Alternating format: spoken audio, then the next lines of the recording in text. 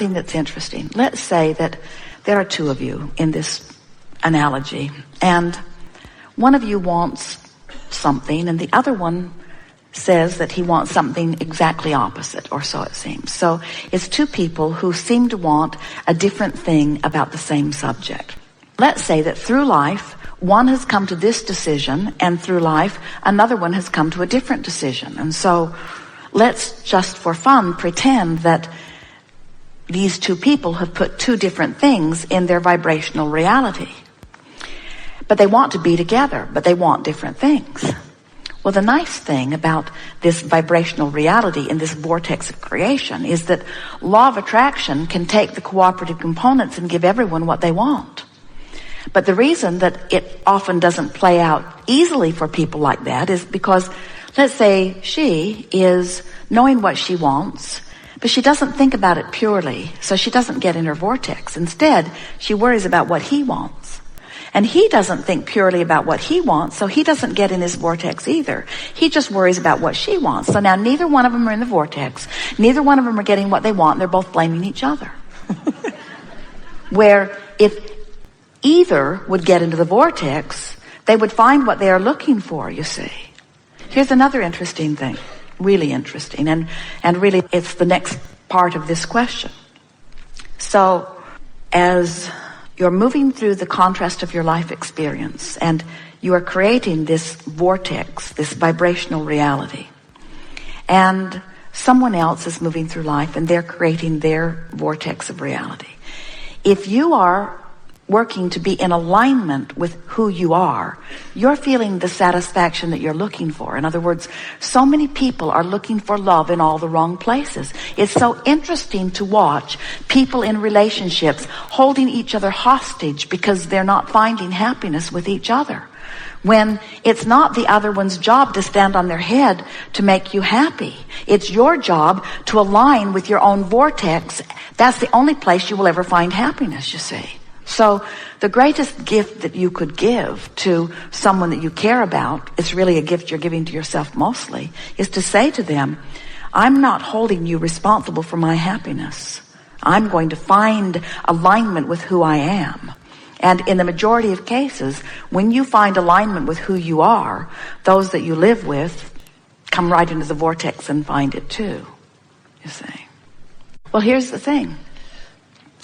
You have to leave the peanut gallery out of it because they are those uncontrollable components. You see, this is what is going screwy with so many people's experience. They say, when I look at this, I feel happy. But when I look at this, I don't. So I have to find a way of controlling this so that I can be happy. So then they're overwhelmed with all of the things they have to control. And the people they live with are feeling unhappy about the control or loss of freedom that someone is exercising. So what it comes down to is you have to let your happiness not be dependent upon what anyone else is doing. When you're in the vortex, they're all so much easier to take than when you're not in the vortex. In other words, from inside the vortex, you appreciate them and you find humor. And you also get more stuff to put in more vortexes. If we were standing in your physical shoes, our marriage vows or our relationship vows would go like this.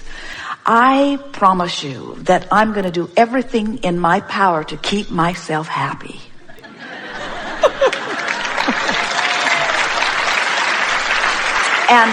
And I'm not going to hold you, not ever, responsible for the way I feel. So you're free. You are free to behave in whatever way you decide to behave, because I am an exerciser of unconditional love. And then you can say, a relationship that is so supremely important to me is the relationship between me and me. And when I get that into alignment, you're going to have a really good time with me. Because when I hook up with that source energy, you're going to be loved like you've never been loved. You're going to be appreciated like you've never been appreciated. You're going to be uplifted like you've never been uplifted. And you're off the hook because I take responsibility for how I feel. Imagine the basis of relationship that would be. We agree. Blame is a lot better feeling than guilt. But they're both out of the vortex. In other words, blame is only slightly higher on the emotional scale than guilt, and it's all out of the vortex. And this is the thing, anytime you feel less than good, like when you say, it embarrasses me that I now know that I'm the creator of my own reality and I'm not doing as well as I'd like to. That negative emotion that you have when you think that thought is because your inner being doesn't think that thought. In other words, you're contradicting the way Source feels about you. Source thinks you're wonderful, and Source thinks you're doing really well. And Source is so pleased that you're fulfilling your reason. Source loves it that you have allowed a problem to come into focus, because in doing so, you're allowing solutions to come into focus. Source adores you and knows your value and your willingness and your worthiness. And when you get crossways of that, you're not going to feel good. But it's so silly for you to get crossways of the way Source feels about you. You couldn't do anything bad enough or live anything lousy enough or do a bad enough job that Source would say, there is the first lost cause we've ever seen. There just isn't any of that. And the important thing for you to know is, if life had not caused you to become more, you couldn't feel that negative emotion anyway. So why you choose to lament the distance you haven't traveled instead of the distance that you have traveled? Did you get that? Oh, you couldn't feel bad if you hadn't expanded. So why not celebrate the expansion that you haven't quite caught up with instead of the fact that you haven't quite caught up with it? So what have you put in your escrow? Ease and flow, delightful mother, uplifting being that I am, advantage to everyone that I interact with, good for people who interact with me, feeling good, in my skin, being who I am, in love with life. In other words, think how much of that you've put there, and it's all there. We're not kidding you. It's there. We found you. We see you. We know who you are.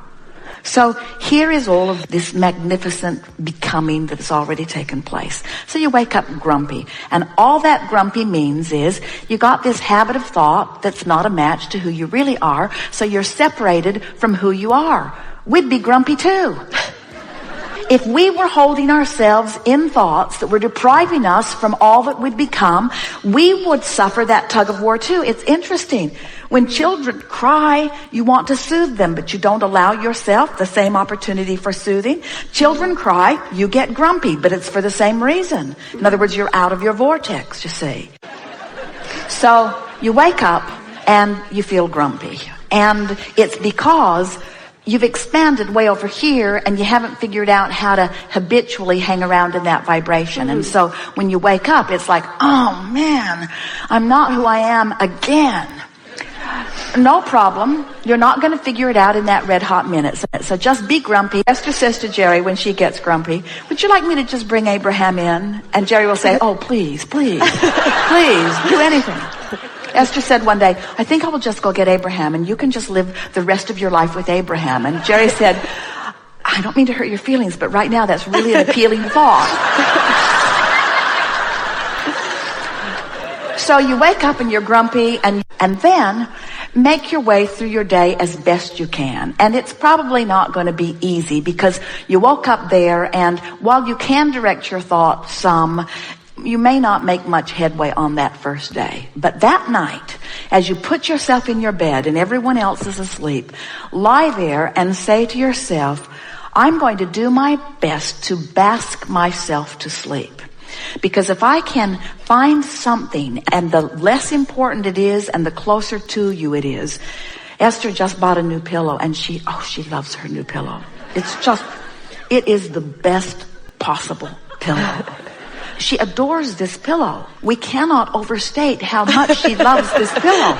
Jerry will say, good night, honey, I love you. And Esther will say, good night, honey, I love my pillow. It has taken that position in her life. But it's because she's been basking over her pillow. Mm-hmm. It smells right, and it's just the right size, and it fits under her head just right, and it's just the right density. It's just the right firmness. It's just this delicious, delicious, delicious pillow. And she has no issues with this pillow. It hasn't betrayed her. It hasn't forsaken her. It hasn't mocked her. No.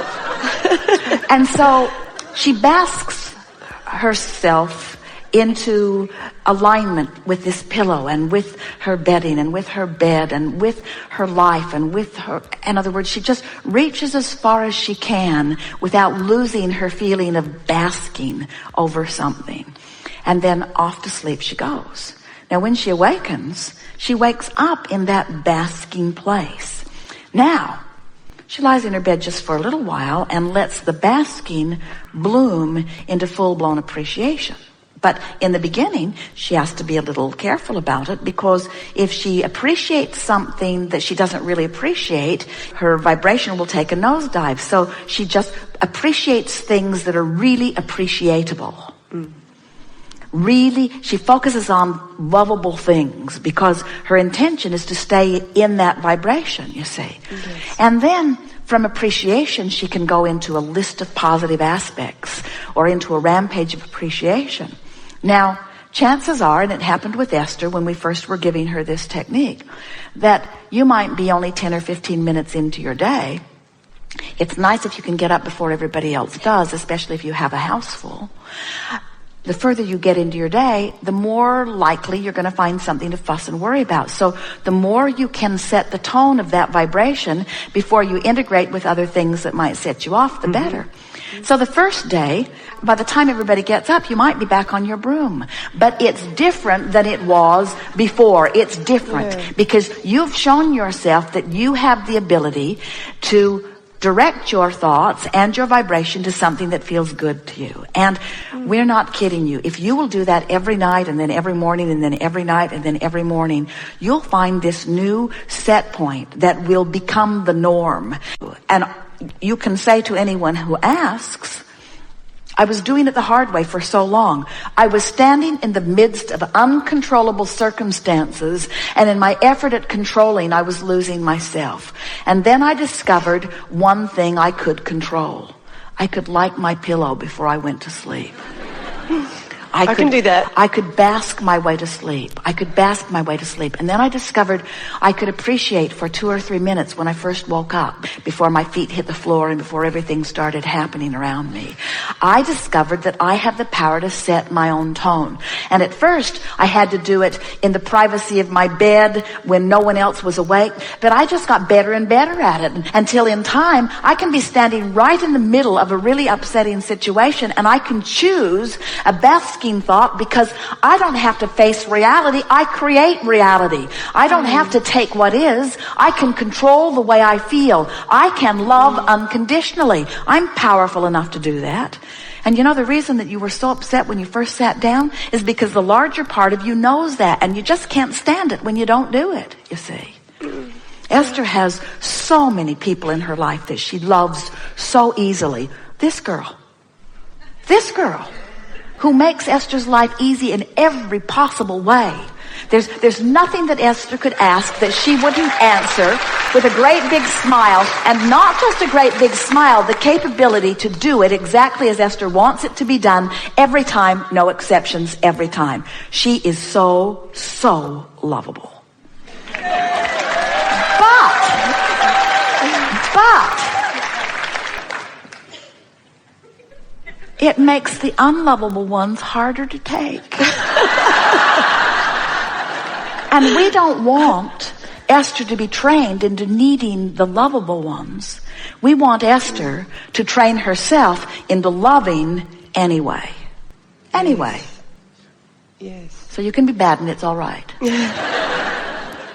You see what we're getting at? I do. Because everybody's trying to control the uncontrollable. In other words, if my children would mind, I would feel better. And if I had more money, then I would feel better. And if this were different, then I would feel better. And we say, you would. You probably would. But it's backwards. You got to feel better, and then that will shift. You got to feel better, and then that will shift. You got to feel better, and then that will shift. We've been enjoying what we've been feeling in those of you who are here because you've come into resonance with your true knowing. As we are expressing here, there are more words offered in this period of time than you will find in almost any other forum. We are almost speed speaking, and yet you are up to speed with what we are offering because you are on the wavelength that is us.